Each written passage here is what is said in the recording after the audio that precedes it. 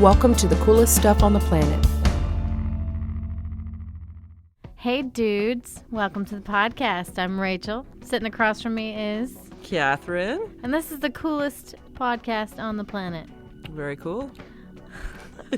So today, Catherine and I are feeling pretty laid back.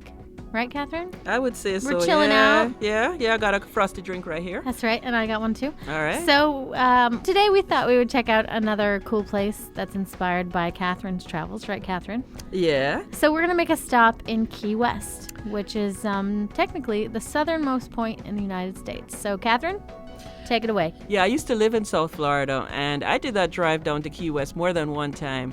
And that's part of half the fun of getting there, actually. Yeah. You get in your car, go those 128 miles down the overseas highway, and you pass your 42 bridges as you're going down. You're watching the mile markers go from 100 and something all the way down to 0, and it's very scenic. One of the parts that you cross over is a 7-mile bridge, which is basically, as it says, 7 miles right over the open water. And on a sunny day, there's nothing prettier than driving on that highway and seeing the ocean on both sides of you. Wow, that sounds like an amazing road trip. Yeah, it definitely is. You might have noticed from the title of this episode that it references the Conch Republic. So you might be like, well, what's that? Mm-hmm. If you don't know, Key West has been considered part of the Conch Republic for a long time now. So here's the story. So in 1982, the government had set up this kind of blockade checkpoint in really far south in Florida, right north of the Keys. People coming from the Keys had trouble, like getting in and out, and they were kind of upset about this. So the mayor of Key West made an announcement, and he said that they were seceding from the United States and declaring themselves the Conch Republic. Yeah, and it's kind of a tongue-in-cheek kind of thing. When you go down there, they sell these T-shirts that say Conch Republic, and on one hand it might seem like kind of a joke, but on the other hand, they really consider themselves their own kind of country, the different way of thinking, and from the mainland. I love this about Key West. It's a very literary place. Yeah. So it's famous for attracting writers, and it's hosted great ones like Robert Frost, Tennessee Williams, and probably the most famous one, Ernest Hemingway. Yeah, he's like an icon down there. His house where he lived is now a museum, and this was one he bought when he was married to his second wife, Pauline.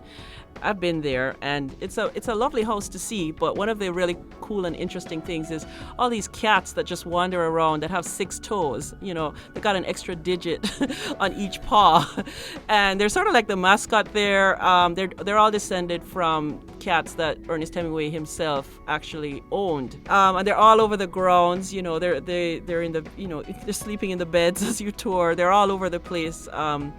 And so it makes it kind of seem alive and not just a museum. It's kind of an interactive tour. Very, very interactive. You can pet them. They're perfectly tame. They don't mind, Interesting. Yeah, definitely. In the Keys in general, there are quite a few state parks and stuff. And there's also a national park here called Dry Tortugas National Park. Yeah. And it's a group of 7 islands. It's quite a few. It's miles offshore from Key West, but there's a ferry boat ride that you can take across. But you can also take a plane ride too, isn't that right, Catherine? Yeah, you can take a seaplane or just a regular plane ride. There's no other way to get to it but plane or by boat. What's interesting about that is there's also a fort on there, Fort Jefferson, that was used as a prison during the Civil War. And their most famous prisoner was Dr. Samuel Mudd, who set the leg for John Wilkes Booth, who, of course, assassinated President Lincoln. And so he was convicted of conspiracy and was sentenced to Fort Jefferson. Wow. Yeah. So yeah, that's almost so. It was a prison, a fort, and now it's better known for snorkeling. There's some really amazing snorkeling off the coast of that island. I love food, Catherine. I'm a food tourist, so tell me what the food scene is like. I read a lot about conch fritters. Did you try that? Yeah, I tried the conch fritters, and they were good. They use conch in a lot of different ways. They make conch chowder as well.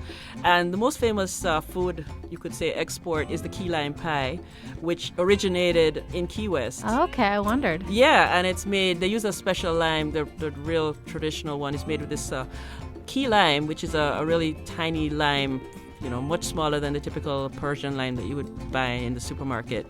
And, they made it with condensed milk because that was what was available.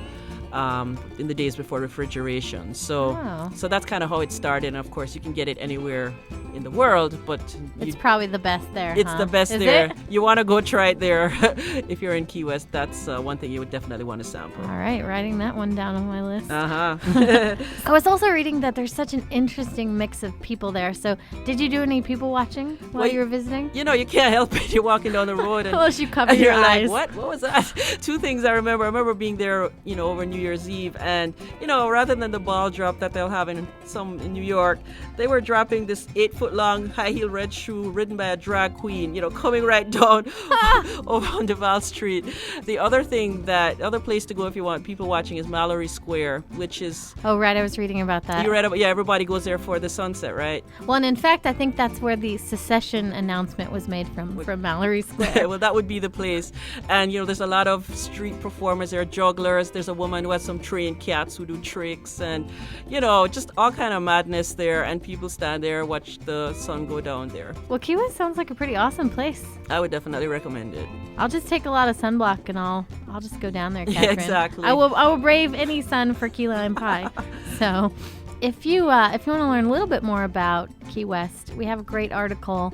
It's called TLC Family Vacations Key West, and it has a little bit more history and more details about Key West that we haven't mentioned here, which are a lot of fun. So you should definitely check that out. And if that's the end, I guess we'll see you next time for more cool stuff. We will. For more on this and thousands of other topics, visit HowStuffWorks.com and let us know what you think. Email travelpodcast@HowStuffWorks.com. Don't forget to check out our other podcasts, free on iTunes.